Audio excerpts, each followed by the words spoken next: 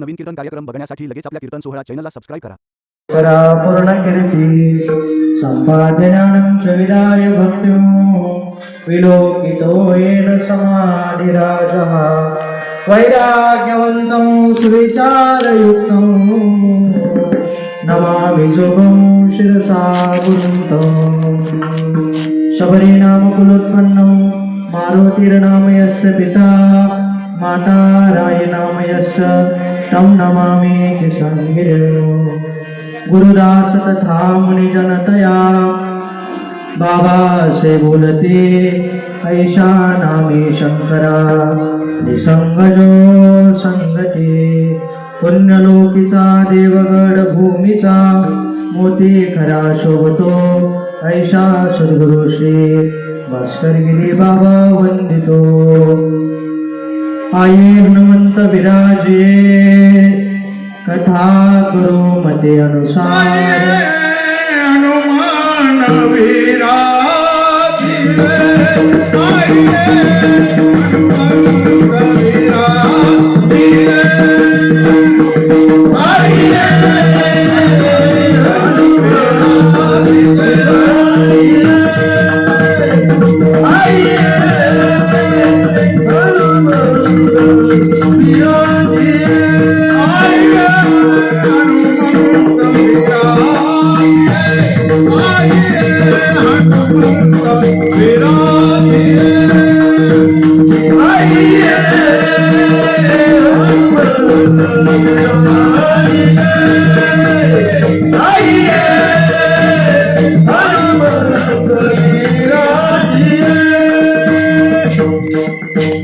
आये हनुमंत विराजे कथा करू मते अनुसार प्रेम सहित गादी धरू पधार्यो पवन कुमार घ्यावी घ्यावी माझी सेवा देना दुबळाची देवा देना दुबळाची देवा देना दुबळाची देवा घ्यावी घ्यावी माझी सेवा देना दुबळाची देवा देना दुबळाची देवा देना दुबळाची देवा घ्यावी घ्यावी माझी सेवा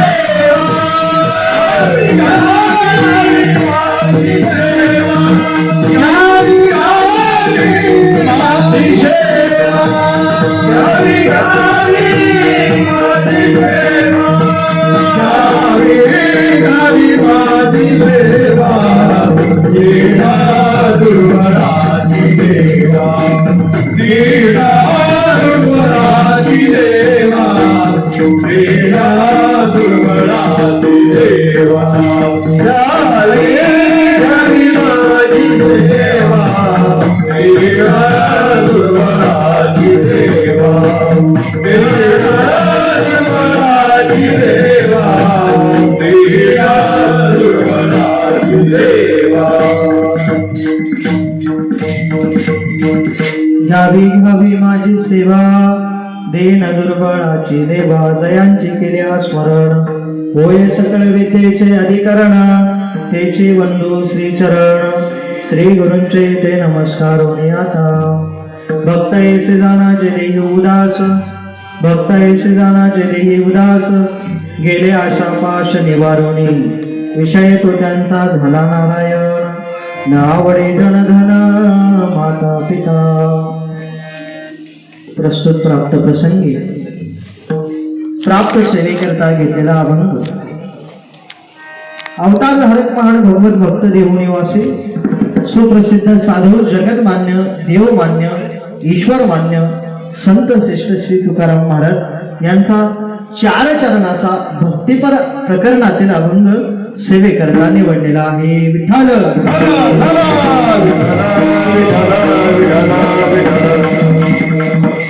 अभंग जगद्गुरु तुकोबारायांचा आहे.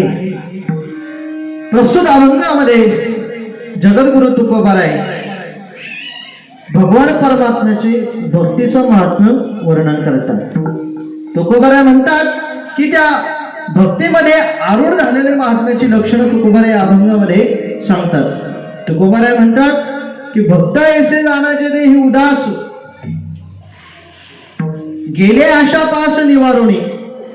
तो भक्त त्या बोधावरती आरूढ झाल्यानंतर त्या परमात्म्याविषयी एवढा उदास असतो, त्याला संसाराचं आणि बाह्य जगाचं काही वाटत नाही. एवढा तो परमात्मा चिंतनामध्ये तो भक्त गुंतलेला असतो. आणि त्याची जी अवस्था आहे ती अवस्था या अभंगामध्ये तुकोबाराय वर्णन करतात. विषय तो त्यांचा झाला नारायण न आवडे जनधन माता पिता. मग तो भक्ताचा जो विषय झालेला असतो तो परमात्मा स्वरूप भक्ती स्वरूप परमात्म्यापासून त्याला दुसरं काही आठवत नाही.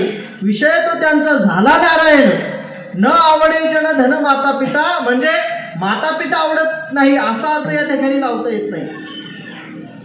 न आवडे जन धन माता पिता म्हणजे जर परमार्थामध्ये जर कोणी आडवं येत असेल वडीलधारी मंडळी तर ती मात्र या ठिकाणी आवडत नाही. न आवडे जन धन माता पिता. मग असा असणारा जो परमात्मा आहे निर्वाणी गोविंद असे मागे पुढे काहीच सांगपडो पडो निधी. मग तो परमात्मा मागे पुढे राहून त्या भक्ताचा सांभाळ करतो.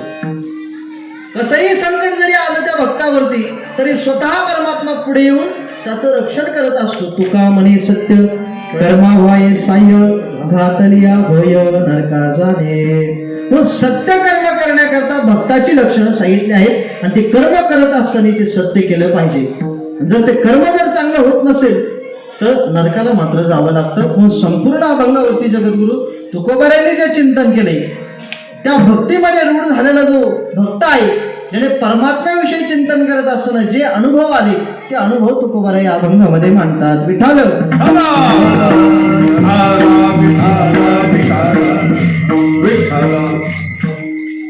चिंतनाला सुरुवात करण्यापूर्वी अल्पसा पर्याय द्यायचा तो असा. रुक्मिणी प्राण संजीवन भगवान श्री पंढरीश पांडुरंग परमात्मा परमात्म्याच्या असीम कृपेने आधी करून सर्व साधू संतांच्या कृपा आशीर्वादाने हनुमंतरायाच्या या पावन दरबारामध्ये आपल्या जळके गावामध्ये हा अखंड हरिनाम सप्ताह चालू आहे. तथा ग्रंथराज ज्ञानेश्वरी पारायण सोहळा नामदेव गाथेचं पारायण या ठिकाणी आहे. आणि सप्ताह करता ज्यांचे आशीर्वाद आहे अशी आपल्याला लाभलेली दिव्य परंपरा श्री क्षेत्र देवगड समर्थ सद्गुरू की संगिरी बाबांच्या कृपा आशीर्वादाने आपल्या स्वागतांचं श्रद्धास्थान गुरुवर्य शांती ब्रह्म देवगडचे बाबाजींच्या ही कृपा आशीर्वादाने परमपूज्य आदरणीय स्वामीजींच्या कृपा आशीर्वादाने प्रेरणेने आणि आपल्याच गावातील भूषण असणारे देवगड संस्थानावरती सद्गुरू बाबांच्या सेवेमध्ये विण्याची सेवा ज्यांच्याकडे आहे ते आपल्या गावातील भूषण ससे महाराज. म्हणून ही सगळी मंडळी या ठिकाणी आहेत. सेवेकरता उत्कृष्ट मंडळी आपल्याला लाभलेली आहे. देवगड भक्त परिवार आहेच, परंतु देवगडवरती नितांत श्रद्धा असणारी सगळी जाणकार मंडळी आणि जुनी मंडळी या ठिकाणी आहे ज्यांची बाबांवरती अपार श्रद्धा आहे. आता सगळ्यांचं नाव मला काही या ठिकाणी सांगता येत नाही कारण की महाराज जरा नवीन आहे. सगळ्यांचा परिचय नाही, चुकून उकून कोणाचं नाव राहतं.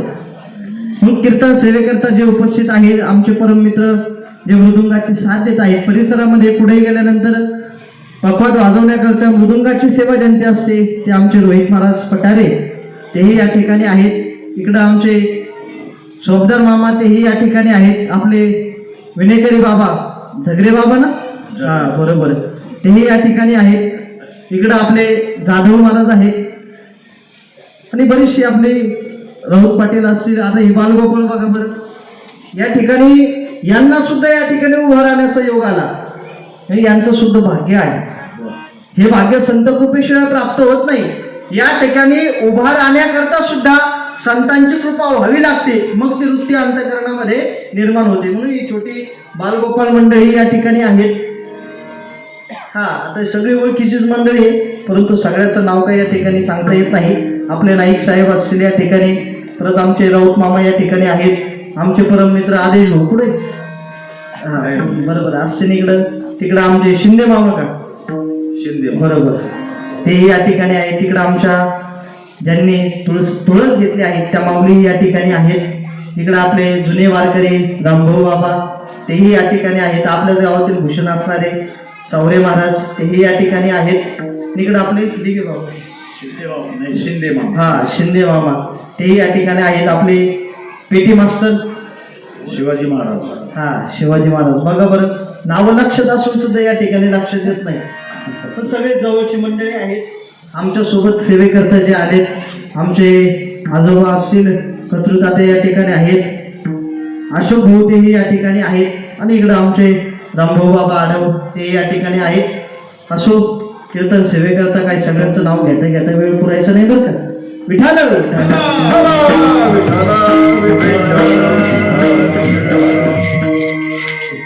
सगळे जानकर मंडळी आहे, वारकरी मंडळी आहे, देवगड भक्त परिवार असेल, भजनी मंडळ असेल, गावातील पिंपरे असेल, मडके असेल, खेडले काजळे असेल, देवगड फाटा असेल, जवळपास सगळीच भजनी मंडळी या ठिकाणी दिसत आहे. जळके खुर्द जळके खुर्द बकू पिंपळगाव परिसरातील सगळेच गुणीजन या ठिकाणी आहेत. असो सगळ्यांचा नामोल्लेख करणं शक्य नाही. अभंग सेवेकरता ज्यांचा घेतला जगद्गुरु तुकोबारायांचा वारकरी संप्रदायामध्ये कलशस्थानी जर कोणी असेल तर ते जगद्गुरु तुकोबारा आहे. आणि त्याचा पाया जर कोणी नसला तर ज्ञानदेव रचिला पाया तुका झाला से कळस. म्हणून ज्ञानोबारायांनी हा वारकरी संप्रदायाचा पाया असला आणि त्याचा कळस हे तुकोबाराय झाले. वास्तविक पाहता या संत मालिकेमध्ये कीर्तन करत असताना बहुधा अभंग ज्यांची घेतात ते तुकोबारायांचीच घेतात.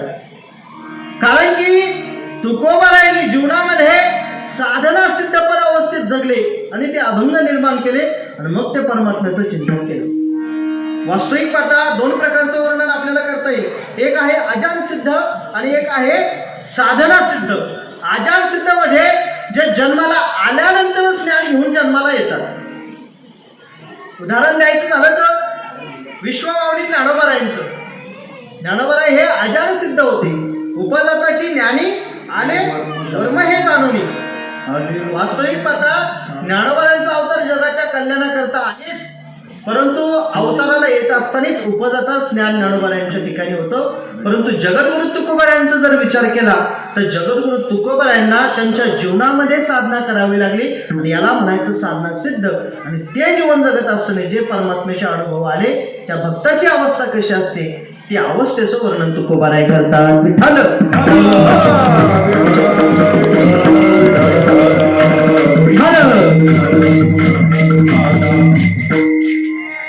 म्हणून जगद्गुरु तुकोबाराय त्यांच्या जीवनामध्ये तुकोबारायांना अनुभव आल्याशिवाय ते हे सगळं व्यक्त करत नाही ना. अनुभव आल्याशिवाय काहीच व्यक्त करता येत नाही. उदाहरणार्थ तुमच्या आमच्याकरता लग्न करण्याकरता सुद्धा अनुभव लागतो. वास्तविक पाहता ज्यांचं लग्न झालं त्यांना विचार परिस्थिती काय आहे ते सांगतात बाबा लग्न करू नको. मग तुम्ही काय केलं? अनुभव आल्याशिवाय ते कळत नाही. समोरच्या पिढीला आपण कितीही समजावून सांगितलं त्यांना ते कळणार नाही. प्रत्यक्षात त्यांनी जर अनुभव घेतला तर त्यांना ते कळतं. वास्तविक पाहता त्यांना कळत नाही. मग संसाराचा अनुभव काही सांगण्यासारखा नाही तुकोबाराय म्हणतात. अनुभव सांगण्यासारखा तो आहे तो म्हणजे परमार्थातला अनुभव.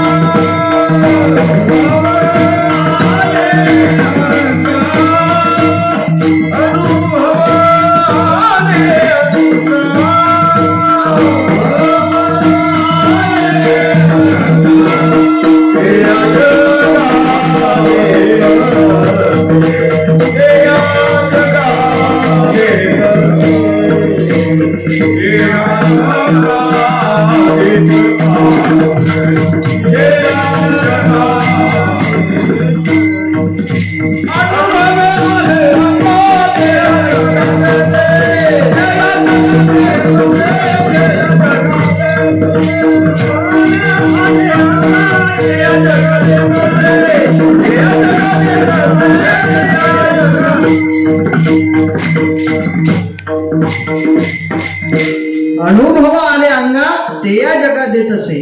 अनुभवाशिवाय जगाला आपण ज्ञान देऊ शकत नाही. वास्तविक पाहता मी या ठिकाणी कीर्तन करण्याकरता उभं राहिलो आणि एखाद्या गोष्टीचं जर मला ज्ञान नसेल आणि ते जर मी तुम्हाला सांगतो तर एखादा उठून महाराज लगेच मला बोलल, महाराज याचा तुम्हाला काय अनुभव. वास्तविक पाहता अनुभवाशिवाय बोलू नये, नाही तर माणसाची फजिती होती. हो, मग तुकोबारायांना अनुभव आल्याशिवाय तुकोबारा वर्णन करतात का. नाही महाराज, तुका म्हणे चाकुनी सांगे, तुका म्हणे चाकुनी सांगे, तुका म्हणे चाकुनी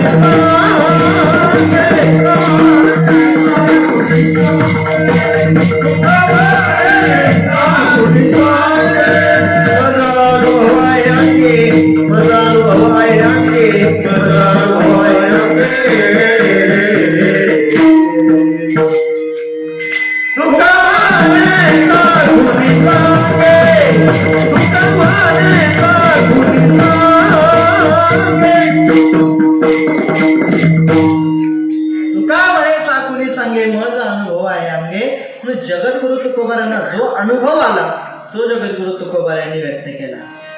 वास्तविक पाहता जर अनुभवच नसेल तर जगापुढे तो आपण व्यक्त करू शकत नाही. मग तुकोबारांनी जीवनामध्ये जी साधना केली ती साधना अभंगामध्ये व्यक्त केली. तुकोबाराय काय उदास अवस्थेतून गेले नाही का, गेले. वास्तविक पाहता जीवनामध्ये प्रापंचिक जीवन जगत असताना संपूर्ण कष्ट भोगावं लागलं. पेटीला थोडा वाढ द्या म्हणजे आम्हाला स्वरात म्हणता येईल. विठाल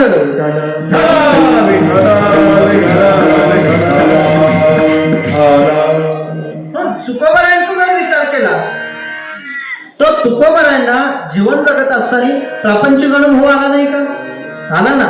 तुकोबाराय उगाच म्हणत नाही बरे झाले देवा निघाले दिवाळे. आता आपली जर एखादी दिवाळी झाली नाही, उदाहरणार्थ दिवाळीला जर पैसे जवळ आले नाही, शेतीतील माल आपला विकला नाही, पैसे जवळ आले नाही, घरामध्ये किराणा आला नाही, तर आपली पत्नी काय म्हणते, दिवाळा निघालं माझं. हा, बरे झाले दिवाळे. तुकोबाराय काय म्हणतात, बरे झाले देवा निघाले दिवाळे. संपूर्ण प्रपंचाची राख रांगोळी झाली तरी देवाला सांगतात तुकोबाराय काही हरकत नाही, काय देवा याच्यातून तरी काय करू असं जीवन. बरं झालं एवढं सगळं नकोच झालंय मला, तुझं चिंतन करण्याकरता जेवढा वेळ मला मिळत असेल तो वेळ मला मात्र पाहिजे. ही तुकोबारायांची अवस्था होती. म्हणून तुकोबाराय ते अनुभव व्यक्त करतात. वास्तविक पाहता अनुभव सुद्धा व्यक्त केले पाहिजे, प्रपंचातले नाही, परमार्थातले अनुभव व्यक्त केले पाहिजे. नाही तर प्रपंचामध्ये कीर्तना करता बसला आणि ती सांगते माझ्या घरी हे झालं, ह्या गप्पा करून जमत नाही. परमार्थामध्ये आल्यानंतर त्याच गोष्टी केल्या पाहिजे. उदाहरणार्थ आपण जर वारीला गेलो तर वारीला जात असताना दुपारच्या भरीच घरी फोन करतो, काय मुलं शाळेतून आली का, मग याने वारी होती का नाही. ज्याच्याकरता आपण चिंतन करतोय त्याच्यावरती सगळा भार सोडून द्यायचा. जीवनाचा कधीच काही विचार करावा लागत नाही. आतापर्यंत त्या परमात्मे जगवलंय, उद्याही तोच जगवणार आहे. तुकोबारायांचा जर विचार केला तर किती कष्ट भोगावं लागेल तुकोबारायांना. तुकोबाराय त्यांच्या जीवनावरती एवढे उदास होते, त्यांना काय खातो याचं सुद्धा देखील कधी भान राहत नव्हतं. आपण काय खातो हे आपल्यालाच माहिती आहे. लक्षात आलं. विठाल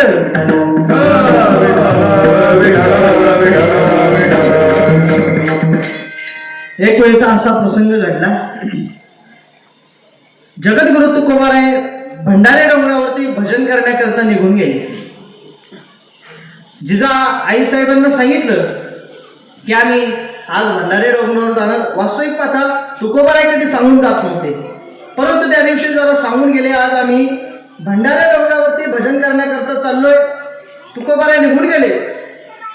परंतु त्याच दिवशी योगायोग असा घडला, जिजाई आईसाहेबांचे भाऊ नेमकं जिजाई आईसाहेबांना भेटण्याकरता आले. मग घरी आल्यानंतर जिजाई आईसाहेबांना एवढा आनंद झाला, किती दिवसातून भाऊ भेटण्याकरता आला वास्तविक पाहता आपलं जर उदाहरण घेतलं प्रपंचातलं, एखाद्या माता माऊलीचा भाऊ जर तिला भेटायला आला तर किती आनंद गगनात नव्हतो हे आपल्याला चांगलं माहितीच आहे. ते तुकोबारायांची पत्नी जिजाई आई साहेबांना एवढा आनंद झाला, एवढ्या दिवसातून माझा भाऊ मला भेटण्याकरता आला. भेटण्याकरता आल्यानंतर त्याला आपली परिस्थिती दाखवायची नसते. खाण्याकरता घरामध्ये काहीही नव्हतं. त्या माता माऊलीने विचार केला, जिजाई साहेबांनी विचार केला, किती दिवसातून भाऊ नेमकं घरी आला, घरामध्ये त्याला खाऊ घालण्याकरता देखील काही नाही. मग अशा परिस्थितीमध्ये काय करावं? शेजारणी पाजारणीकडे गेली जिजाई आईसाहेब, काहीतरी उष्णपासनं मागून आणलं. कारण की भावाला तशा हाताने परत जाऊन द्यायचं नव्हतं, त्याला जेव खाऊ घालायचं होतं, एवढी इच्छा त्यांची होती. आणि सगळं काही मागून आणलं, स्वयंपाक तयार केला. स्वयंपाक झाल्यानंतर नेमकं तुकोबाराय भजन करून घरी आले होते. मग घरी आल्यानंतर तुकोबारायांनी बघितलं, पाहुणचार केला. काही मेवणे साहेब कधी आले, त्यांचा पाहुणचार झाला, गप्पा झाल्या. मग तिथं आई साहेबांनी दोघांनाही जेवायला वाढलं. जगद्गुरु तुकोबारायांना आणि त्यांच्या भाऊरायांना दोघांनाही जेवणाकरता वाढलं. आणि जेवणाकरता वाढल्यानंतर नेमकं आनंदाच्या भरात कुठल्याच पदार्थामध्ये मीठ टाकलं नव्हतं. ही गोष्ट कोणाच्या लक्षात आलं नाही. तुकोबारायांना तर आज तर आनंदच होता. किती दिवसातून एवढं खाण्याकरता मिळालं, लाभ रे बरकत रे भिडा. जगद्गुरु तुकोबाराय आनंदाप्रमाणे भिडले. आता पंक्तीचं मेनू माहीत असेल आपल्याला सगळ्यांना. पण तुकोबारायांना आनंद झाला, जेवणाकरता बसले आणि तुकोबारायांचं जेवण चालू झालं. तुकोबारायांचा आहारही चांगला होता, जेवण चालू होतं, परंतु भाऊ मात्र जेवत नव्हता. तुकोबारायांचे मेहुणे जेवत नव्हते. जिजाई साहेबांना लक्षात आलं, परंतु ते काही म्हणलं नाही. जेवण झाल्यानंतर त्यांनी विचार केला, आपला भाऊ काय जेवला नाही. परत त्याही नंतर जेवणाकरता बसल्या. आणि त्या ज्यावेळेस जेवणाकरता बसल्या त्यावेळेस त्यांच्या लक्षात आलं, पहिला घास घेतला आणि कुठल्याही पदार्थामध्ये मीठ नाही. आणि असं जर लक्षात आलं तर पत्नी कोणाला बोलते आधी? भावाला बोलन का मालकाला बोलन? हा, जिजाई आई साहेब लगेच तुकोबारायांना बोलायला सुरुवात केली, महाराज किती दिवसातून माझा भाऊ आला आणि तो नीट जेवला सुद्धा नाही. तुकोबारायांनी काय म्हणावं, जाऊ दे भूक नसेल म्हणे त्याला. हा, जिजाई साहेबांनी अशी कशी भूक नसेल, एवढ्याला म्हणून माझा भाऊ आला, त्याला भूक लागली असेल, परंतु तो का जेवला हे तुम्ही विचारलं नाही. अहो, कुठल्याच पदार्थामध्ये मीठ नव्हतं. तुकोबारांना ती चुकी माझी का तुझी? हा, स्वयंपाक तू केला आणि मला काय विचारते? ती म्हणे, महाराज ते जाऊ द्या, पण तुमचं सांगायचं काम नव्हतं का कुठल्या पदार्थामध्ये मीठ नाही? तुकोबाराय म्हणतात, जिजाई खातो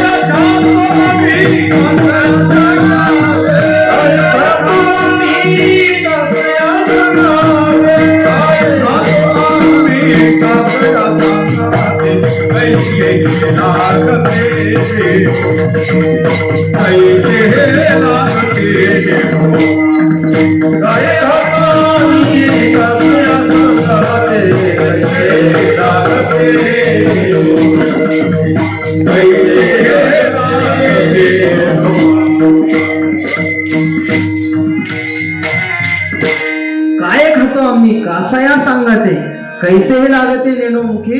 तुकोबाराय म्हणतात, आम्ही काय खातो याचं सुद्धा आम्हाला भान राहत नाही. तुका म्हणे खातो आनंदाचे लाडू, घ्या रे तुम्ही नका तर पडू. तुकोबाराय म्हणतात, हा आनंद तुम्ही घ्या. आनंदाचे लाडू म्हणजे कोण? आनंदाचे लाडू म्हणजे कोणते लाडू? नाम संकीर्तनाचे लाडू, म्हणजे भजनाचे लाडू. विठाल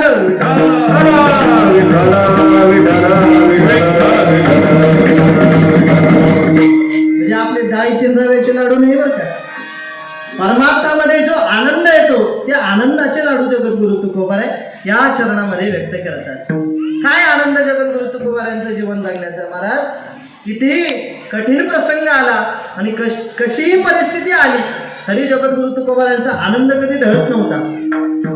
तुकोबारांना एवढा आनंद व्हायचा कशीही परिस्थिती असो, तुकोबाराय बाहेर दिशेला जरी जात असायचे तरी मात्र परमात्म्याचं चिंतन कधी खंडित होत नव्हतं. एवढा आनंद जीवनामध्ये. हा तुकोबाराय सांगतात, देवा आता कुठे धावे म्हण तुझे चरण देखले, तुझ्या चरणा वाचून माझं मन कुठं धावणार नाही. एवढा आनंद माझ्या जीवनामध्ये आहे, मला बाकी काही नको. जन्मांतरेच्या पुण्याईने ज्या योग्यांना योग करून सुद्धा तू भेटत नाही, एखाद्या तपी साधूला अनेक प्रकारचं तप करून सुद्धा तू भेटत नाही, एखादा वैराग्यवान मनुष्य असेल जीवनभर त्याची तुझी साधना केली त्याला मात्र तू भेटायला तयार नाही. परंतु जो भक्त रात्रंदिवस तुझं चिंतन करतो त्या भक्ताच्या मात्र तू अंतःकरणामध्ये जाऊन राहतो. याचं वर्णन ज्ञानोबाराय करतात. जयाचे चोखटे मानसी मी बोलण्याचे क्षेत्र संन्यासी, जे निरळ्या उपासती वैराग्य गा विठ्ठल.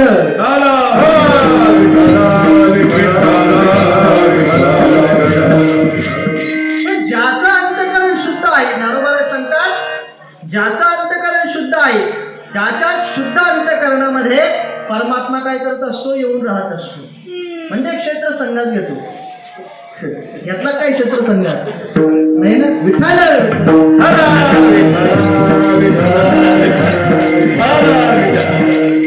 ज्याचं अंतःकरण शुद्ध आहे त्याच्या शुद्ध अंतःकरणामध्ये परमात्मा क्षेत्र संन्यास घेत असतो.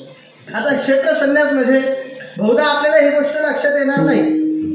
क्षेत्र संन्यास म्हणजे एखाद्या क्षेत्रामध्ये एखादा महात्मा त्या ठिकाणी राहता दुसरीकडे कुठेही तो तीर्थक्षेत्रामध्ये जात नाही, कुठंच तीर्थयात्रेला जात नाही.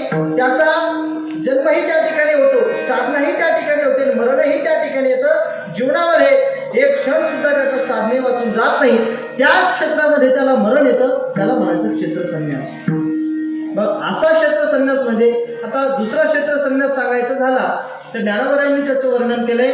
जो भक्त त्या एका परमात्म्या वाचून कोणाचंही चिंतन करत नाही, एक धरीला चित्ती आम्ही रघुमाईचा पती, एक असणारा परमात्मा ज्या भक्ताने त्याच्या हृदयामध्ये धारण केला त्याच्याशिवाय दुसरं कोणाचंही चिंतन त्याला करता येत नाही किंवा स्मरण होत नाही.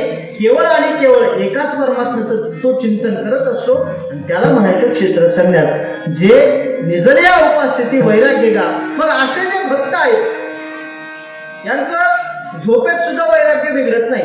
झोपेत सुद्धा म्हणजे आता एखादा मनुष्य झोपला आणि झोपल्यानंतर आपण त्याच्या तोंडामध्ये गुलाबजामुन टाकायचं, तो गुलाबजामुन त्याने खाल्ला तर समजायचं वैराग्य नाही. खाल्ला तर वैराग्य नाही, नाही खाल्ला तर वैराग्य. सोपं उदाहरण सांगतो. स्वामी विवेकानंद माहिती आहे सगळ्यांना. स्वामी विवेकानंदांचे गुरु कोण? रामकृष्ण परमहंस. एवढी विद्वत्ता, एवढं वैराग्य त्यांच्या ठिकाणी, आणि त्यांना समाजामध्ये वाईट प्रवृत्तीची लोक मिळाली नाहीत का? मिळाली. त्यांचीही द्वेष करणारी लोक समाजामध्ये होती. ज्या वेळेस ते झोपले त्यांचं वैराग्य मिळवण्याकरता लोकांनी काय केलं, त्यांच्या हातामध्ये पैसे ठेवले आणि ते पैसे हातामध्ये ठेवल्यानंतर त्यांचा हात झाकण्याचा प्रयत्न करत होते. मात्र हाताचे जे हाडं आहेत ते असे सुद्धा वाकत नव्हते. त्याला म्हणायचं काय, ज्यांचं झोपेत सुद्धा वैराग्य बिघडत नाही ते खरे वैराग्यवान. विठाल.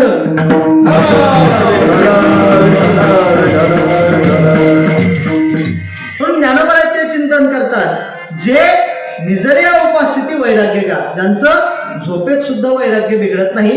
आणि अशा अवस्थेवर जे असणारे भक्त त्यांचं जीवन कसं आहे, किंबहुना सोय जीव आत्मयाची आहे ते तेच जे होय तया नामसुख, त्या नामसुखाच्या पलीकडे त्यांना काही आठवत नाही. एवढे ते परमात्म्यामध्ये गुंतलेले असतात. स्वतः भगवान परमात्मा त्याचं वर्णन करतात. जो परमात्म्याचं चिंतन करतो, मच्चित्ता मद्गत प्राणा बोधयंत परस्परम कथयंतश्च मां नित्यं दुष्यंती च रमन्ति. परमात्मा स्वतः सांगतात, त्या बोधावरती जो आरूढ झालेला माझा भक्त आहे, मच्चित्ता मद्गत प्राणा. गत प्राणा म्हणजे ज्याचा प्राण सुद्धा निघून जाईल तरी माझं चिंतन काय संपणार नाही. शेवटच्या अंत्यकाळामध्ये ज्यावेळेस त्याचा अंत्यकाल जरी जवळ आला तरी तो परमात्म्याचं चिंतन सोडायला तयार होत नाही. एवढं भगवान परमात्म्याचं तो सतत चिंतन करत असतो. परिणाम तो परमात्म्याला एकसूट झालेला असतो. नकळे दिवस की रात्री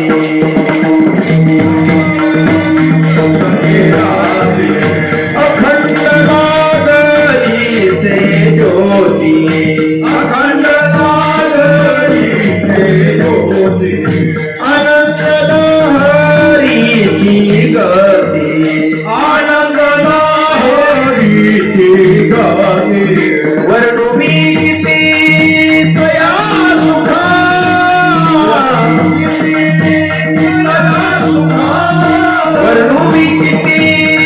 तया सुखा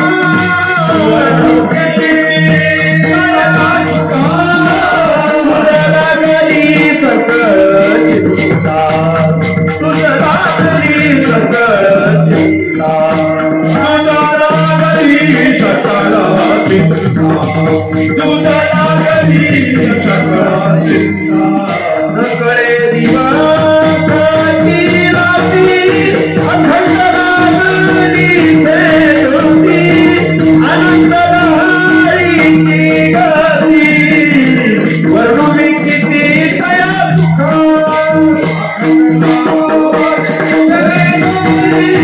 अखंड लागली से आनंद लहरीची गती वर्णुमी किती तया सुखा.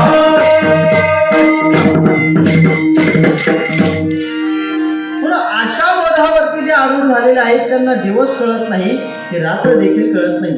एवढं परमात्मा चिंतनामध्ये ते भक्त गुंतलेले असतात. म्हणून देहावरती ते काय होतात, उदास होतात. त्यांना परमात्मा चिंतनाशिवाय काही आवडत नाही. मग ते कोण आहेत, ते परमात्म्याचे खरे भक्त आहेत. असे जे भक्त आहेत ते परमात्म्याला प्राणापेक्षाही आवडतात. ज्ञानोबा त्याचं वर्णन करतात. तेही प्राणा पुरवते आवडती मज निरुते विजय भक्त चरित्राते प्रशंसते. ज्ञानोबा सांगतात ते भक्त मला माझ्या प्राणापेक्षाही आवडतात. आणि असे जे भक्त माझ्या समाजामध्ये आहेत त्या भक्तांना जर कोणी त्रास दिला तर ते मात्र परमात्म्याला सहन होत नाही. स्वतः परमात्मा सांगतात मला ब्रह्मकोटी बाळ माहिती सगळ्यांना बाळ आहेच. परमात्म्याला बाळ असेल की नाही, परमात्म्याने सगळी लेकरं आहेत परंतु परमात्म्याला ते आवडत नाही. त्याची भक्ती जर करत नसेल ब्रह्मकोटी बाळ तेही परमात्म्याला आवडत नाही.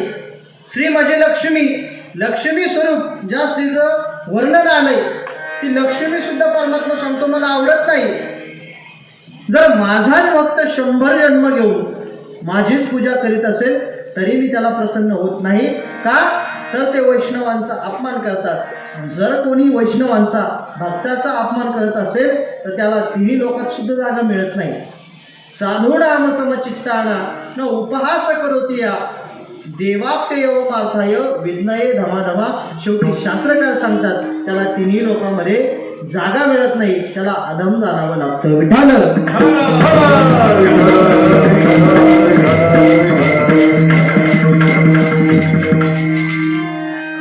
म्हणून असे जे भक्त आहेत त्या भक्ताच्या सहवासामध्ये राहिलं पाहिजे आणि त्यांच्या संगतीमध्ये परमात्मा चिंतन होतं. अन्यथा कुठेही परमात्मा चिंतन घडत नाही.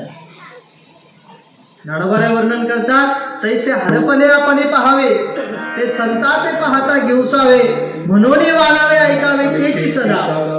आपली आत्मवस्तू हरवली. आत्मवस्तू म्हणजे काय, संसारामध्ये आपल्याला आत्मस्वरूपाचं भान नाहीये. वास्तविक पाहता जगतामध्ये जन्माला आलेला प्रत्येक जीव हा परमात्मा स्वरूप आहे. ज्ञानोबा सांगतात तैसा हृदयामध्ये मी रामू असता सर्व सुखाचे आरामू की भ्रांतसे कामू विषयावरील. प्रत्येकाच्या अंतःकरणामध्ये तो परमात्मा व्यापकपणे भरलेला आहे. हे विश्वाची माझे घर ऐसे मती जायचे स्थिर किंबहुना चराचर व्यापक झाला. या चराचरामध्ये तो परमात्मा आहे. प्रत्येक भक्ताच्या अंतःकरणामध्ये तो परमात्मा आहे. भक्त समागमे सर्व भावे हरी भक्त समागमे सर्व भावे हरी भक्त समागमे सर्व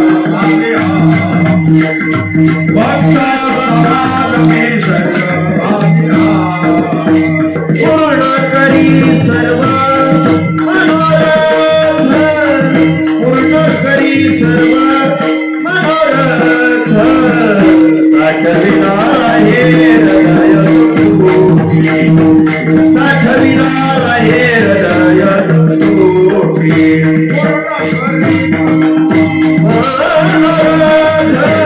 पूर्ण करी सर्व मनोरथ साठविला हे हृदय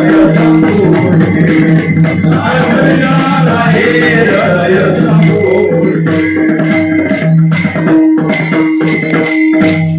पण अशा स्थितीला जे भक्त प्राप्त झालेले असतात त्यांना परमात्म्यापासून काहीही चिंतन आठवत नाही. एकदा तुकोबाराय वारीला गेले. वारीला जात असताना ज्ञानोबारांच्या सोहळ्यातून वारीला जर कोणी जात असेल तर त्यांच्या हे लक्षात येईल, ज्या वेळेस आळंदीतून ज्ञानोबारांची पालखी निघते, पुणे मार्गे सासवड मार्गे पंढरपूरला जाते, त्या मार्गे आता हा ज्ञानोबारांचा पालखी मार्ग झाला आणि देऊळचा पालखी मार्ग कुठून तुकोबारांचा पुण्यातून निघाला तर तो माळशिरस मार्गे जातो. शेवटी माळशिरस हे दोन्ही पालख्यांना लागतं. ज्या वेळेस तुकोबाराय पंढरपूरला वारी करण्याकरता निघाले, वारीला गेल्यानंतर तुकोबारांना माळशिरस नावाचं गाव लागले. आता ते गाव वारीला गेल्यानंतर लागतं सगळ्या वारकऱ्यांना माहीत आहे. तुकोबाराय ज्या वेळेस वारीला जायचे त्या गावातून जायचे. तुकोबाराय म्हणजे तुमच्या आमच्यासारखे सामान्य महाराज होते का? नाही. ज्यांना जगद्गुरु पदवी प्राप्त झाली, संपूर्ण विश्वाचे जे गुरु आहेत ते तुकोबाराय. जगाच्यामध्ये असं एक गाव नाही की ज्या गावामध्ये तुकोबारायांचं नाव नाही. तुकोबारायांच्या नावाचा प्रचार सगळीकडे झाल्याचा असतो. आता आपला प्रचार करण्याकरता आपल्याला व्हॉट्सअप, फेसबुक, इंस्टा ही सगळी माध्यमं उपलब्ध झाली. तुकोबारांना हे माध्यमं उपलब्ध होती का? नाही ना महाराज, याचं त्यांना काही वाटत नव्हतं. मात्र अशा भक्तीवर ते आरूढ झालेले होते, परमात्मा चिंतनापासून त्यांना काही आठवत नव्हतं. पण त्या गावात गेल्यानंतर तुकोबारायांचा प्रचार सगळीकडे झालेला होता. वाऱ्या हाती माप चाले सज्जनाचे, कीर्तिमुख त्यांचे नारायण. त्यांना त्यांची जाहिरात करण्याची गरज नसते. गावामध्ये काय आलं, जगद्गुरु तुकाराम महाराज आपल्या गावामध्ये आले. सगळ्या गावातील लोक एकमेकांना सांगायला लागली, जगद्गुरु तुकाराम महाराज आपल्या गावामध्ये आले आणि तुकोबारायांचं कीर्तन आपल्या गावातल्या हनुमंतरायाच्या मंदिरामध्ये आहे. मग कीर्तनाकरता जायचंय.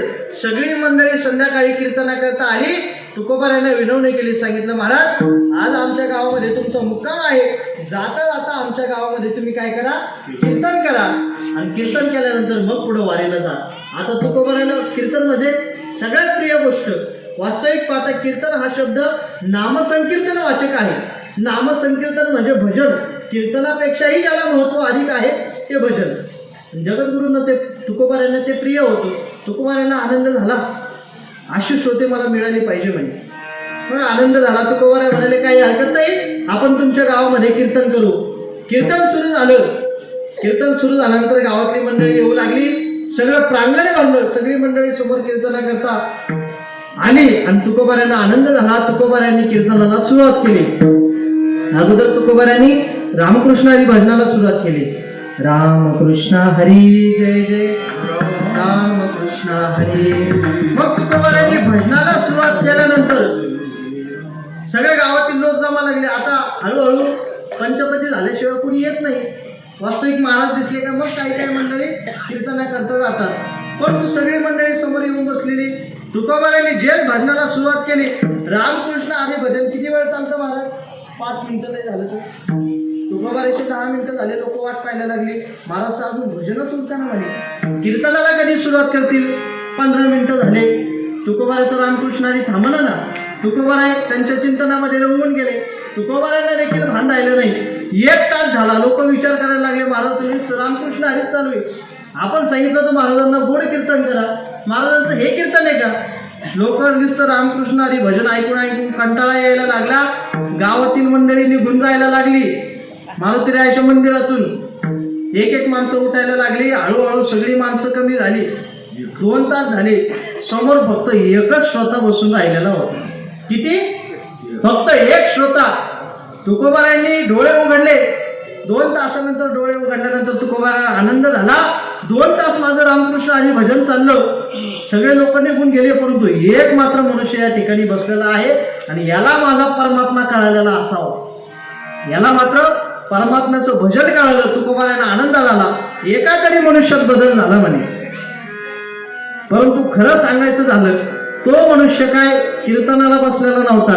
झालं काय, तुकोबाराय ज्या ठिकाणी उभे होते कीर्तन करण्याकरता, तुकोबारायांचं आसन, त्याची घुंगडी तुकोबारायांच्या पायाखाली होती. तो मात्र भजनाकरता थांबला नाही. तुकोबारायांच्या पायाखाली त्याची घोंगडी होती. तो घोंगडी करता थांबला. तुकोबारायांच्या लक्षात आलं, हाही याच्यातला नाही, हाही जाणाऱ्यातलाच आहे म्हणे. मग तुकोबारायांनी परत भजनाला सुरुवात केली. तुकोबाराय पावल्या खेळू लागले. जसे जसे तुकोबाराय उंच उडी मारायचे तसा तसा हा पुढे सरकायचा. तुकोबारायांनी उंच उडी मारली, याने तीच घोंगडी काढली. अजूनपर्यंत काही कीर्तनाला आला नाही. विठाल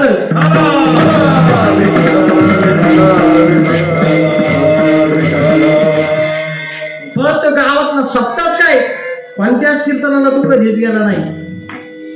हा, मग तुकोबारायांनी ज्यावेळेस विचार केला, समोर एकही श्रोता नाही आणि हनुमंतराय सुद्धा, हनुमंतरायाची जी मूर्ती होती ती मूर्ती अशी डोलायला लागली, डुकल्या खायला लागली. त्यावेळेस तुकोबारायांच्या लक्षात आलं. सांगितलं, मारुतीराया, अहो सगळी अर्धी रात्र झाली, जवळपास 2:45-3 वाजले म्हणे.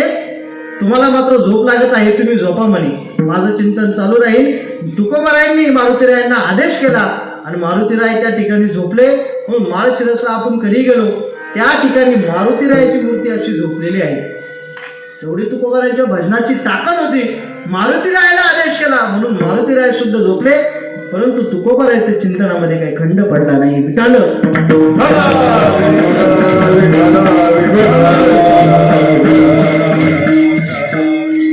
पण असं यांचं जीवन आहे.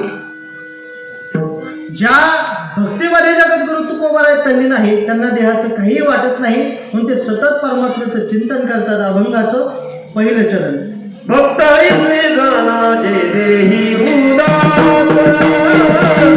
भक्त ऐसे गाना जे देही उदास, भक्त ऐसे गाना जे देही उदास, भक्त ऐसे गाना जे देही उदास, भक्त ऐसे गाना जे देही उदास, भक्त ऐसे गाना जे देही उदास,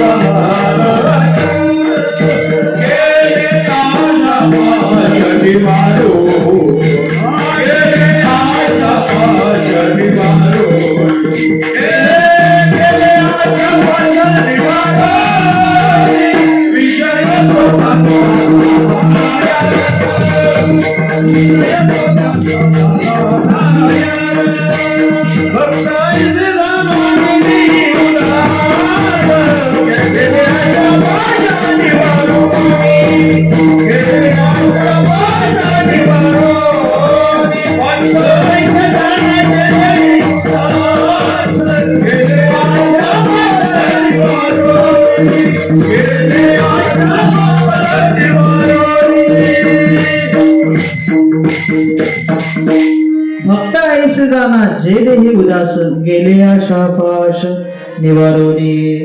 पण त्यांच्या अंतःकरणामध्ये सगळे विषय निघून जाते. त्यांना आशा कशाचाही लोभ त्यांना त्या ठिकाणी राहत नाही. वास्तविक पाहता माणसाला जो लोभ असतो तो कशाचा असतो? एक तर धनाचा असतो, नाही तर प्रतिष्ठेचा असतो, नाही तर पदाचा असतो. आशा जैशी दुःखाचे, व्याली निंदा दुरिते. पण आशा ही सगळ्यात वाईट असणारी गोष्ट आहे. कशाची मनुष्य या ठिकाणी आशा लावून बसतो. वास्तविक पाहता कीर्तनामध्ये महाराजांनी नाव जरी नाही घेतलं तरी त्याची आशा लागलेली असते. महाराजांनी माझं नाव घेतलं नाही. बाबा परमार्थामध्ये परमात्म्या वाचून आणि संत वाचून कोणाचंही नाव मोठं नाहीये. आपल्या प्रतिष्ठेकरता, आपल्या पदाकरता, आपल्या धनाकरता कधीही परमार्थ करू नये. याने जीवनामध्ये घात होत असतो. वास्तविक पाहता संतांकडून, नारदाच्या गादीकडून आणि परमात्म्याकडून कधीही मनुष्याने स्वतःच्या प्रतिष्ठेची अपेक्षा करू नये. का? याने परमार्थ होत नाही.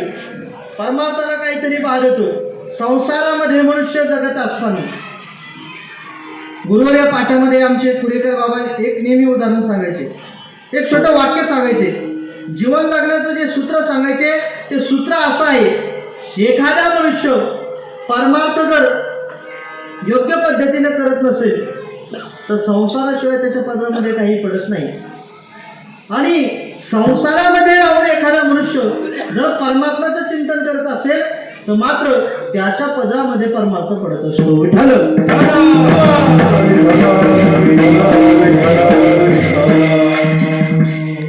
जे वाक्य मी तुम्हाला सांगितलं ते वाक्य तुम्हाला नीट लक्षात आलं का?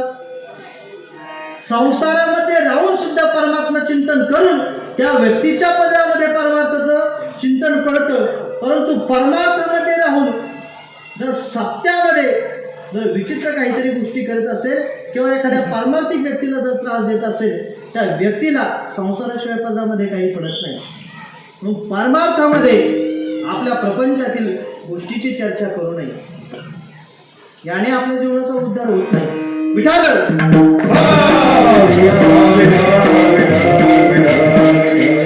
परमात्मा चिंतनाकरता जे आवश्यक आहे ते मात्र संसारामध्ये राहून सुद्धा ते पद आपल्याला घेता येतं. वास्तविक पाहता नाथ महाराजांचा विचार केला तर संसारामध्ये राहून त्या संत पदाला प्राप्त झाले. संसाराचे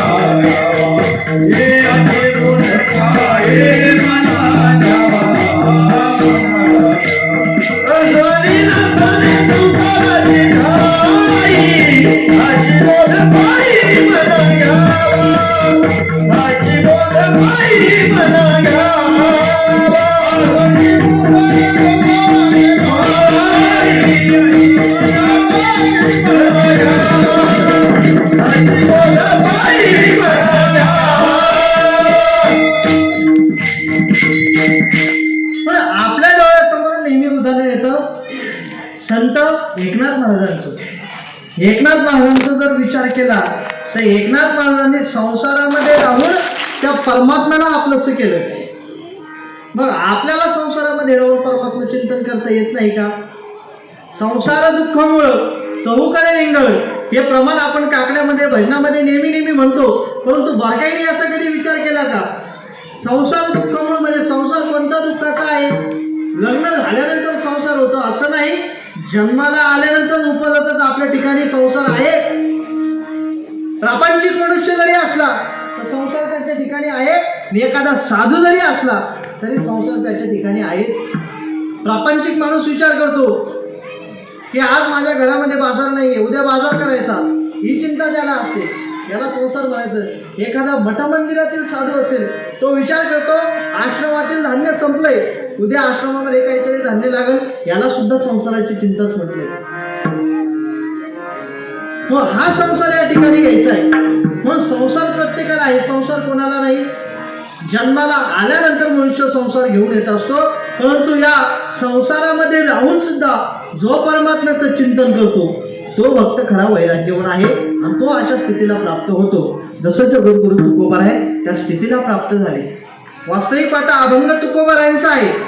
तुकोबार या अभंगामध्ये संत मालिकेमध्ये जेवढे काही संत आहेत त्या संतांचं वर्णन करतात. परंतु ज्यांचा अभंग घेतला त्या तुकोबारायांचं सुद्धा वर्णन आपण केलं पाहिजे. विचार केला त्या स्थितीला कोण कोण प्राप्त झाले. सावता महाराजांच्या स्थितीला प्राप्त झाले. सावता महाराजांनी शेती केली. शेती करता करता त्या परमात्म्याला आपलंसं केलं. ही त्यांची खरी भक्ती आहे. असे भक्त देहावरती उदास असतात. भक्त ऐसे जाना जे देही उदास, ज्यांना संसारामध्ये राहून सुद्धा त्याचं काही वाटत नाही, परमात्मा चिंतन करतात, ते संसारावरती उदास असतात. आणि जे परमात्मा चिंतन करून सुद्धा जर इतरांविषयी अंतःकरणामध्ये द्वेष निर्माण होत असेल तर त्यांच्या पदरामध्ये संसाराशिवाय काही पडत नाही. म्हणून जेवढे संत मालिकेमध्ये जेवढे संत आहेत त्या संतांचा विचार केला तर अभंग आहे. उंच नीच काही नेणे भगवंता, इष्ट भाव भक्ती देखोनिया, दासी पुत्र कन्या विदुराच्या बक्षी, दैत्या घरी रक्षी प्रल्हादासी, चर्म रंगू लागे रविदासा संगे, कबीराचे मागे शेने विने, सजन कसाया विपू लागे वास, माळ्या सावत्यास खुरपू लागे, नरहरी सोनार घडू कुंकू लागे, चोखोमेळा संगे ढोले बडी, नामयाची जणी सवेवेची शेनी, धर्मा घरी पाणी वाहे गाडी, नाम्या सवे देवी नवे संकोचित, ज्ञानियांची भिंत अंगी ओढे, अर्जुनाच्या रथी होय हा सारथी, बक्षी पोहे प्रीती सुदाम्याची, गवळ्यांचे घरी अंगी काही ओळी, द्वारपार बळी द्वारी झाला, एकोबाचे ऋण भेडी ऋषिकेशा, अंबरीसाचे सुशी गर्भवास, मीराबाईसाठी घेतो विष प्याला, रामाजीचा झाला पाडेवार, घडी माध्यम आहे हिंदीच्या वेदाची पुंडलिकासाठी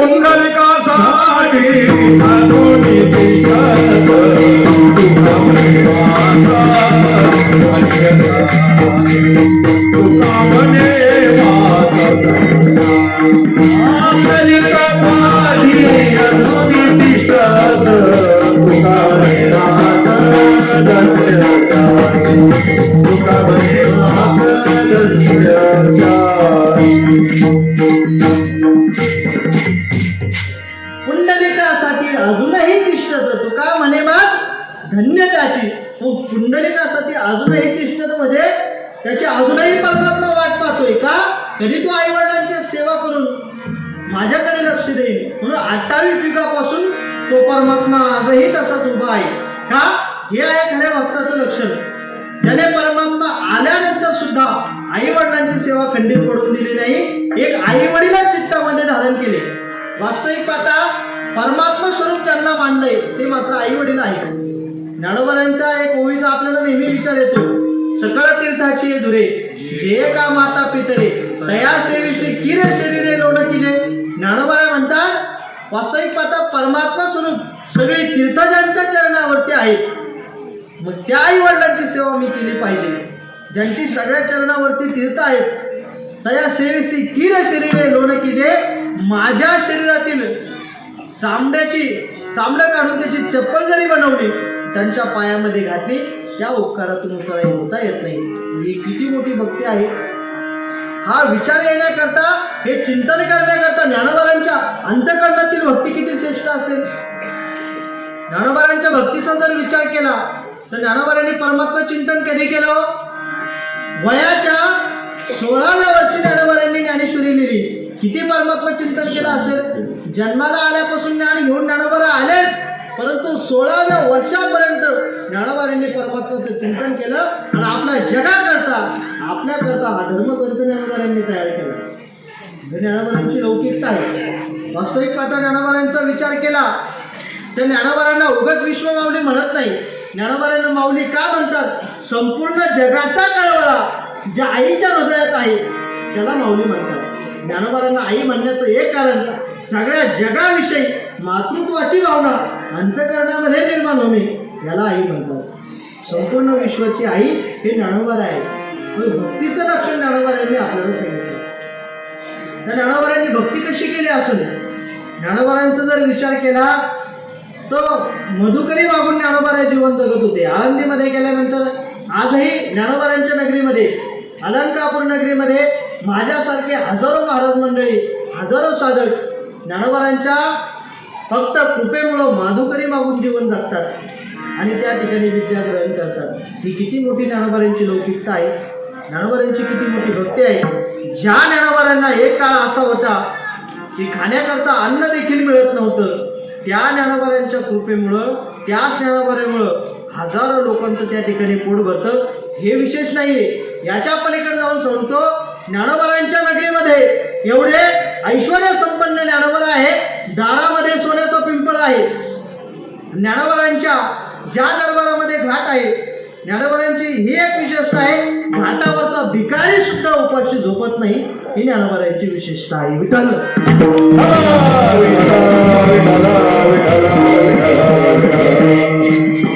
पण ही कुठल्या भक्ताची लक्षणं आहेत?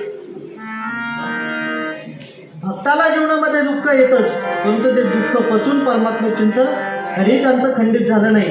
ज्ञानोबा चिंतन करतात. ज्ञानोबाने सांगितलं की तो भक्त सगळं हे माझं चिंतन करत असताना माझा विसर त्याला कधी पडत नाही. चित्ते मीची झाले, मियाची प्राणे झाले, जीव मरो विसरली बोधाची बोली. ज्ञानोबा सांगतात ते माझं चित्त तो परमात्मा झालेला असतो. विषयातो कांत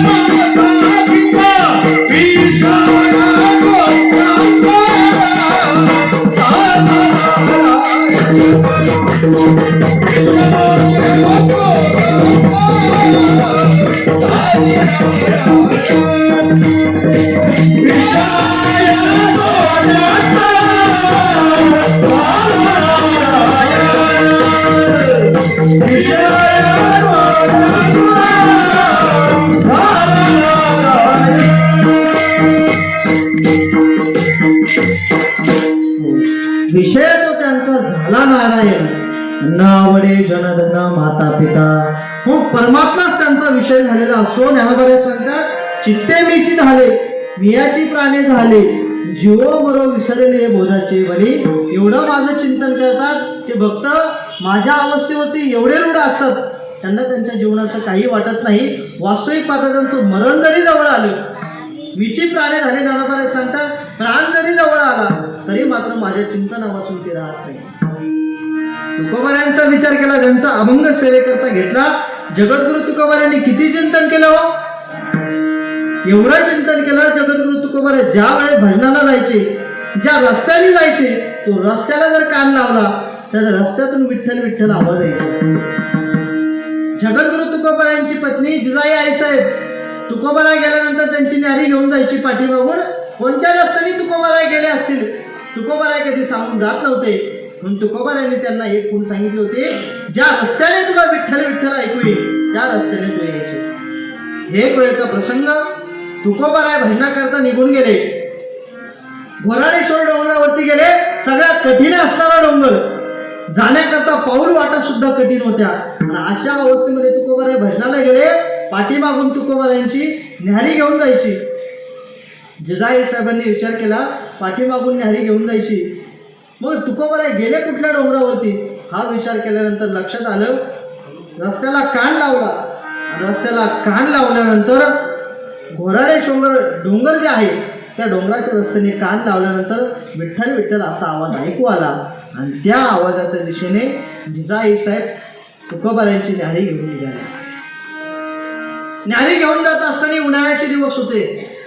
उन्हाळ्याच्या दिवसामध्ये आपण अनवाणी पायाने बाहेर जर फिरायला गेलो, चप्पल न घालता, पायाला किती पोळतं आपल्यालाच माहिती आहे. आणि अशा अवस्थेमध्ये पायाला एक मोठा काटा घुसला. काटा रुतला. जिजाई साहेबांच्या पायाला काटा रुतला. आणि काटा रुतल्यानंतर मोठ्याने आई का अशी हाक मारली. आई अशी हाक मारल्यानंतर महाराज ही आर्त हाक देवाला ऐकू आली. वास्तविक पाहता ज्या जिजाई आई साहेब परमात्म्याला रोज शिव्या द्यायच्या, शिव्या देण्याचा अधिकार कधी येतो? ज्या वेळेस सतत आपण परमात्म्याचं चिंतन करतो आणि चिंतन केल्यानंतर स्वतः तो परमात्मा आपल्याला भेट देण्याकरता येतो. त्याच वेळेस समजायचं परमात्म्याचं आपलं काहीतरी नातं आहे आणि परमात्म्याला बोलण्याकरता अधिकार आपल्याला प्राप्त झाला. परमात्म्याला शिव्या कोणी कोणी दिल्या? जनाबाईंचा एक अभंगच आहे. जनाबाईने परमात्म्याला शिव्या दिल्या, अरे विठ्या विठ्या मूळ मायेच्या कारट्या, तुझी रांडरणिकी झाली जन्म सावित्री चुडाली, तुझे केलेले मढे तुला पाहुणी काळ रडे, उभी राहुणी अंगणी शिव्या देती जास्ती जणी. हा अभंग आपण लक्षात घेतला तर परमात्म्याला सुद्धा जनाबाईंनी शिव्या दिल्या. वास्तविक काय केलं होतं देवाने? जनाबाईंची मस्करी केली होती. गरम पाणी देवाजी गार पाणी दिलं. मग परमात्म्याला महाराज राग आला आणि राग आल्यानंतर महाराज जनाबाईला राग आल्यानंतर देवाला सुद्धा जनाबाईंनी शिव्या दिल्या. जिजाई आई साहेब परमात्म्याला कधी चांगलं म्हणत नव्हत्या, सतत काळ्या बोलायच्या. तुकोबारांना राग यायचा, माझा परमात्मा काळा, अरे त्याच्याकडे जरा बघितलं, त्याच्यापेक्षा सुंदर जगतामध्ये कुणी दिसणार नाही, त्रिकाली बाधित असणारा तो परमात्मा आहे. आता एक विचार मी तुम्हाला सांगतो, म्हणजे माझ्या चिंतनाने सांगतो. पंढरपूरला आपण गेलो, पांडुरंगाचं जर दर्शन घेतलं, 10 वर्षापूर्वी आपण वारीला गेलो असू, पांडुरंगाचं दर्शन घेतलं, 10 वर्षापूर्वी परमात्मा जसा होता, आज गेल्यानंतर 10 वर्षानंतर काय म्हातारा दिसेल का? आता 20 वर्षापूर्वी मागे जर गेलो तर बाळू महाराज आपले जसे दिसत होते तसे आज दिसत का? नाही. आज बघितलं तर त्यांचं रूप वेगळं आहे. आता 10 वर्षापूर्वी माझा विचार केला तर मी लहान होतो, 10 वर्षानंतर आज माझा विचार केला तर माझ्यात बदल झाला. पण त्या परमात्म्याला 28 युगापासूनचा बदल नाही. तो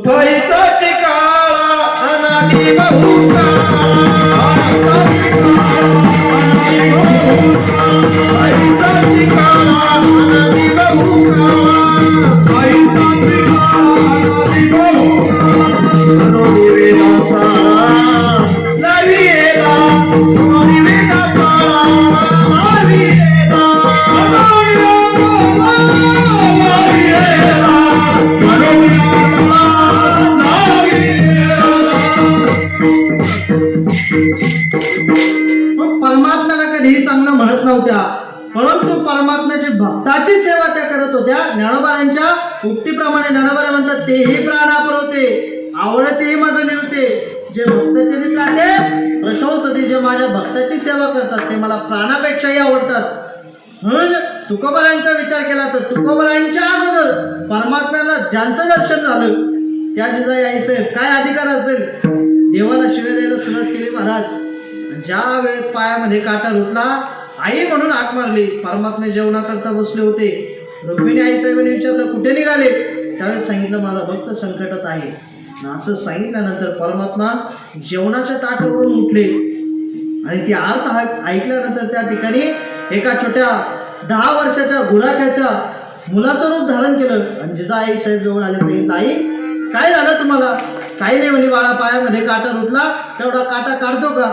आता आपण सांगा बरं, यांनी कोणाकोणाची काठी काढली? चतुरातू शिरोमणी गुण लावण्याची खाणी.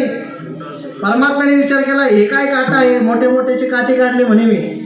काही नाही महाराज, बालवयामध्ये ते रूप धारण केलं बालवयाचं. आई साहेबांचा पाय आपल्या मांडीवरती घेतला कोणी? जगाच्या मालकाने. पायातला काटा काढला.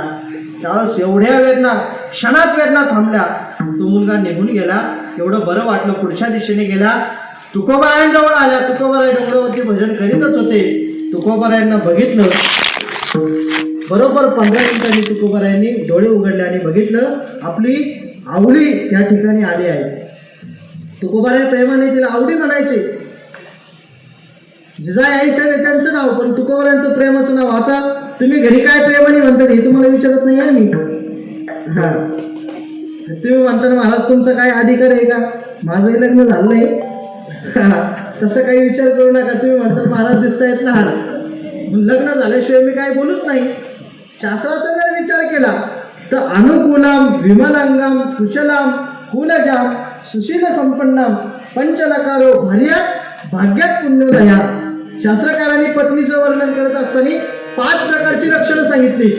पहिलं लक्षण अनुकूलम, जी संसारामध्ये आपल्या पतीला अनुकूल आहे, आपल्या पतीचं ऐकत असते, तिला म्हणायचं अनुकूलम. विमलांगम म्हणजे सगळ्या कामामध्ये ती प्रणीव आहे.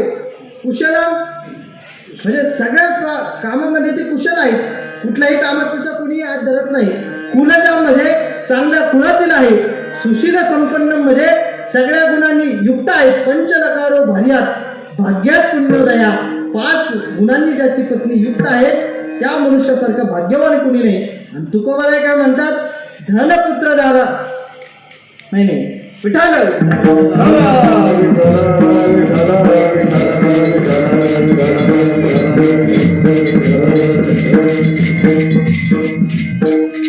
भाग्य तरी नव्हे धनपुत्र दादा आणि निकट वासवरा संतापाई. तुकोबाराय याला सुद्धा भाग्य म्हणायला तयार नाही. तुकोबाराय भाग्य कशाला म्हणतात, संतांच्या चरणाजवळ आपल्याला सेवा करण्याकरता मिळते याला खरं भाग्य म्हणतात. विठाल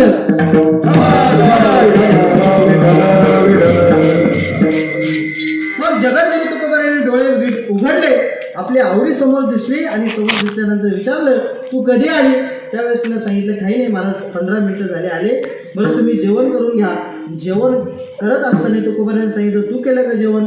ती म्हणे नाही महाराज तुम्ही जेवल्याशिवाय आतापर्यंतचा नियम आहे मी कधी जेवत नाही. याला खरं पतिव्रता म्हणतात. वास्तविक पाहता तुकोबारायांचं जिजामातेचं कधीही जमत नव्हतं. तुमचं आमचं जमतं की हे मला माहीत नाही. तुकोबारायांचं कधीही जमत नव्हतं. पण तरी सुद्धा तुकोबाराय जेवल्याशिवाय जिजाई साहेब कधी जेवत नव्हत्या. ज्ञानोबाला सांगतात पतीची आमता अनुसरुणी प्रतिवता अनायासे आत्महिता भेटीचे गा. जी पत्नी आपल्या पतीची सेवा करते तिला दुसरा परमार्थ करण्याची गरज पडत नाही. अनुसरुणी प्रती अनायासे आत्महिता भेटीची गा. अनायासेने परमात्मा तिच्या सगळ्या इच्छा पूर्ण करत असतो. मग एवढी प्रतिवतेचं त्या ठिकाणी त्यांच्या अंतःकरणामध्ये वृत्ती होती. म्हणून तुकोबारांना एवढा आनंद झाला. तुकोबारांनी विचारलं कधी आली, आत्ता आली. आत्ता आल्यानंतर तिनं सांगितलं की महाराज मला येत असताना पायामध्ये काटा घुसला, परंतु एका लहान मुलाने माझ्या पायातील काटा काढला.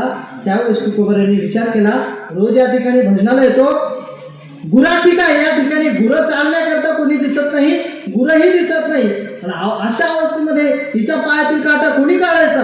निर्वाणी गोविंद असे मागे पुढे, निर्वाणी गोविंद असे मागे पुढे, निर्वाणी गोविंद असे मागे पुढे, निर्वाणी गोविंद असे मागे पुढे.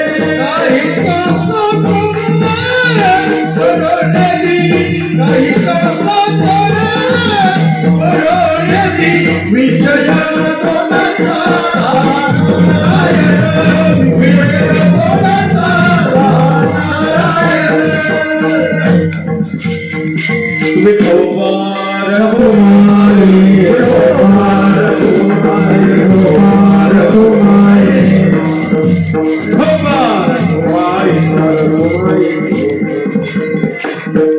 तीन चरणाचा भावार्थ झालेला आहे. विठोबारायांनी भजन देखील झालं आहे. फक्त 2 मिनिटांमध्ये आपल्याला शेवटचं चरण सांगायचं आणि आपली सेवा या ठिकाणी पूर्ण करायची. निर्वाणी गोविंद असे मागे पुढे काहीच सांगोडं फोडून येते. भक्तावरती कितीही संकट आलं तो परमात्मा सतत त्याच्या मागे पुढे असतो. परमात्म्याचा जर विचार केला तर अर्जुनावरती युद्धभूमीमध्ये किती संकट आलं होतं, परंतु ज्ञानोबारायांनी त्याचं वर्णन केलंय. पायीपू पाठीशी घातला आपण पुढा राहिला त्याने पांचजन्य अस्फुरलेला आवळ्याची. अर्जुनावरती ज्या ज्या वेळेस संकट आलं परमात्म्याने स्वतः पुढे येऊन अर्जुनावरती जे बाण येणारे आहेत स्वतःच्या छातीवरती घेतले. एवढा भक्तासाठी परमात्म्याचं अंतःकरण कळवळत असतं आणि नेहमी भक्ताची पाठ राखणं हा परमात्मा करत असतो. निर्वाणी गोविंद असे मागे पुढे काहीच सांकोडं पडून येते तो परमात्मा काहीही कमी पडून देत नाही. भक्त जीवनामध्ये सत्कर्म हे करावं लागतं. तुका म्हणे सत्य कर्म व्हावे साह्य घातलिया भय नरका झाले. ज्या वेळेस आपण जीवनामध्ये चांगलं कर्म करू त्याच वेळेस आपल्याला काय या नरकातून मुक्तता होते, या भवसागरातून आपली मुक्तता होते. वास्तविक पाहता आपली मुक्तता होत नाही. ज्ञानोबाराय सांगतात आपुली आपण करा सोडवण संसार बंधन तोडा वेगे. म्हणून आपल्याला त्या संसार सागरातून सोडून न्यायचं, कोणी आपल्याला वाचवण्याकरता येत नाही. 2 मिनिटांमध्ये एक माता मौली नेहमी एका साधूला मधुकरी द्यायची. रोज साधू तिच्या दारामध्ये यायचे आणि तिला मधुकरी तिच्याकडून घ्यायचे. तिच्या अंतःकरणातील चांगला भावना रोज साधूला विचारायची महाराज माझं कल्याण कधी होईल, परमात्मा चिंतन माझ्याकडून कसं होईल याचा मार्ग मला सांगा. जेणेकरून परमात्म्याचं मला दर्शन होईल. महाराज तिला रोज काही ना काही कारण सांगायचे. परंतु एक दिवस महाराजांनी तिला सांगितलं की उद्या काय कर म्हणे, उद्या लवकर मधुकरी तयार करून ठेव, मी उद्या लवकर येणार आहे आणि तुला काहीतरी उपदेश सांगणार आहे. असं सांगितल्यानंतर महाराज त्या दिवशी तिने घरी पंचपक्वान्नाचा बेत तयार केला. पुरणपोळी असेल, भजे असतील, कुरडई असेल, सगळा स्वयंपाक तयार केला. नेमकं ते साधू दारामध्ये आले, तिला मधुकरी मागितली. त्या माता माऊलीला सांगितलं भिक्षाम देही माते. मग तिचे सगळं बनवलेला पदार्थ घेऊन आले आणि त्या कमंडलू महाराजांनी तिच्याकडे दिला. साधू महाराजांनी कमंडलू दिल्यानंतर त्या कमंडलूमध्ये त्या साधूनी कचरा टाकून ठेवला होता. काय कचरा घाण त्या कमंडलूमध्ये काढून ठेवली. तिनं विचार केला साधू महाराजांच्या लक्षात राहिलं नसेल, कोणीतरी याच्यामध्ये खराब कचरा टाकला असेल. वास्तविक पाहता साधूंनीच तो कचरा त्याच्यामध्ये टाकलेला होता. तिनं काय केलं, त्या कमंडलूतून कचरा फेकून दिला. तो कमंडलू धुतला आणि धुतल्यानंतर त्याच्यामध्ये ते पदार्थ टाकले आणि तो कमंडलू साधूजवळ दिला. त्या साधूने तो कमंडलू हातात घेतला आणि त्या हातात घेतल्यानंतर त्या कमंडलूकडे बघितलं. त्यांच्या लक्षात आलं ह्या माता माऊलीने कमंडलू साफ केला, त्याच्यातली घाण काढली, मग ते पवित्र अन्न याच्यामध्ये टाकलं. मग त्या साधूंनी त्या बाईला उपदेश केला की आई, जीवनामध्ये फक्त एक कर, जसा कमंडलू साफ केला तसं अंतकरण साफ कर आणि मग ते अंतकरण साफ झाल्यानंतर तुला परमात्मा दर्शन होईल. म्हणून साधू जीवनामध्ये आल्यानंतर सहज उपदेश करत असतात. म्हणून कोणीही असो 7 दिवसामध्ये या ठिकाणी भगवंताचं चिंतन ऐकत असताना जे काही तुम्हाला चांगलं वाक्य घेण्याकरता मिळत असेल, ज्याने आपल्या जीवनावरती काहीतरी परिणाम होईल, ते अवश्य घ्या आणि जे काही चुकलं असेल ते सोडून देण्याचा प्रयत्न केला. वास्तविक पाहता माझा या ठिकाणी तुम्हाला उपदेश करण्याकरता अधिकार नाही, परंतु ज्या गुरुजनांसमोर बसून हे सगळे धर्मग्रंथ श्रवण केले, त्या गुरुच्या मुखातून ऐकलेलं जे वाक्य आहे, जे श्रवण केलं ते तुमच्या समोर मांडण्याचा प्रयत्न केला. एरवी मी तरी मूर्खू, जरी झालं अविवेकू, तरी संत कृपा दीपको सजवळू असे, नातरी बालक बोबडा बोली, का वाकुडा विचुका पावली, ते चोद करून माऊली भिजे देवी. जे काही बरोबर असेल ते गुरुवारे बाबाजींचं आहे. स्वानंद सुखनेवशी सद्गुरू जोग महाराज वारकरी शिक्षण संस्थेतील गुरुवारांचं आहे. माझे गुरुवारे वैकुंठवासी नासिकेत बाबा यांचं आहे. आणि जे काही चुकलं असेल ते माझ्या बुद्धीचे दोष समजून सोडून द्या, परंतु जे काही बरोबर असेल ते मात्र जीवनामध्ये उतरवण्याचा प्रयत्न करा. झालेली सेवा मारुतीरायांच्या चरणी, संतांच्या चरणी अर्पण करतो आणि माझ्या सेवेला पूर्ण विराम देतो. ज्ञानेश्वर